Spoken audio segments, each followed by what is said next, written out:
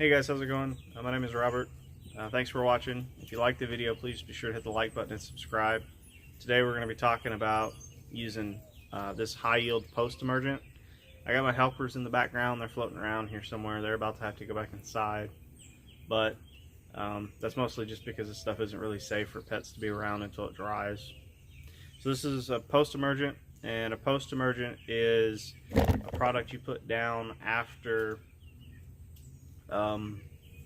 you're putting down a pre-emergent usually in the spring, which is either liquid or granule. It kind of seeps into the ground and it helps keep the weed seeds from coming up.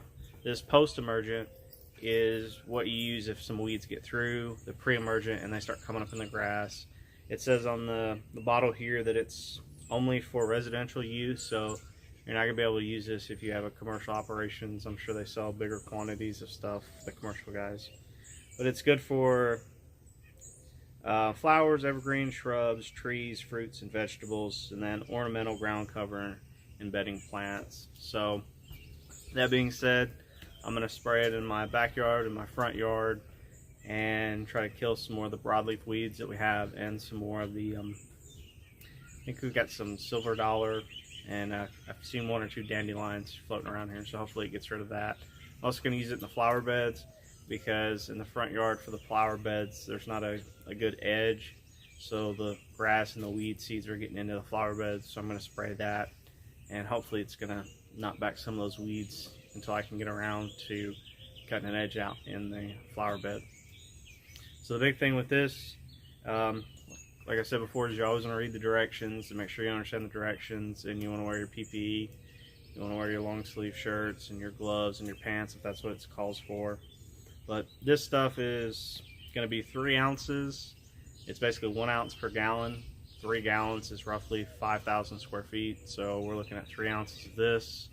And then you're supposed to use a surfactant, which a surfactant is basically a fancy word for sticking agent.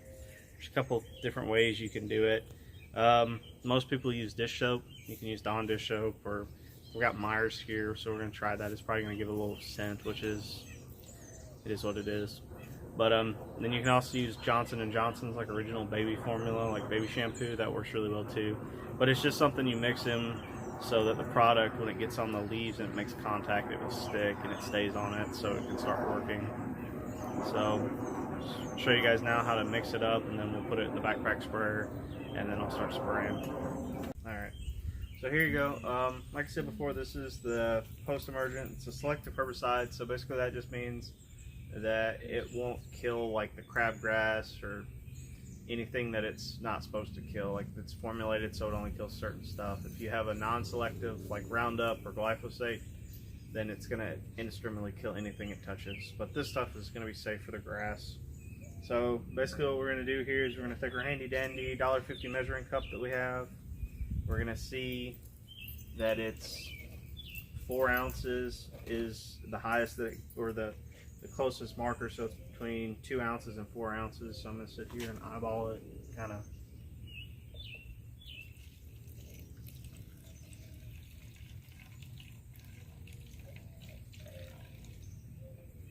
Alright, that's good. Then we're going to put it off to the side here. The safety thing back on it. And then we're going to take our dish soap. Put a little squirt of dish soap in it. That's probably all you need. You want to be careful when you use the dish soap, because when you put it in the sprayer, obviously it's going to make bubbles if you're not careful. So you just want to kind of put just enough soap so it works, but not too much, or else you're going to get a big foamy mess in your backpack sprayer, and it's no fun to clean out. Just kind of swash it around a little bit. And then what I like to do is before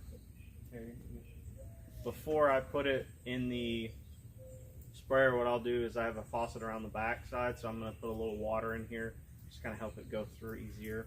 And then I'm going to put it in the backpack sprayer, and once I do that, we're going to put the little helpers inside, clean everything up, and then I'll start spraying.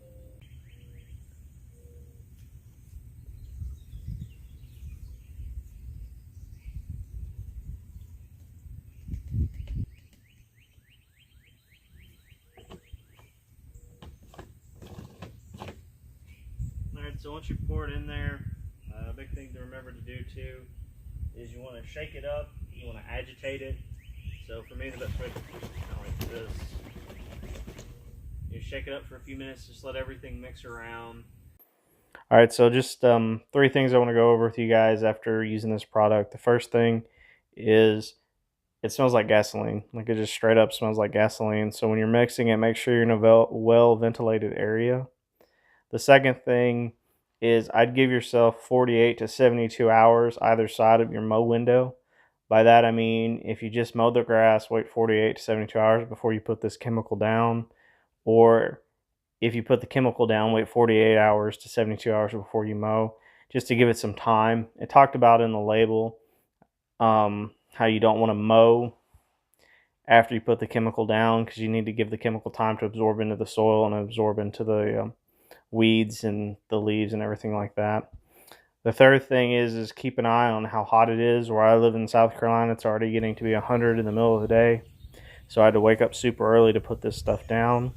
It says in the label that it works well in hot weather, but it says it doesn't work very well in excessively hot weather.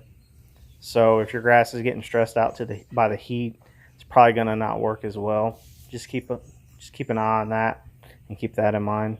Anyway, I hope you guys liked the video. Thanks for watching. If you liked the video, hit the like button and subscribe. And remember, a happy lawn is a healthy lawn. Have a good rest of your week.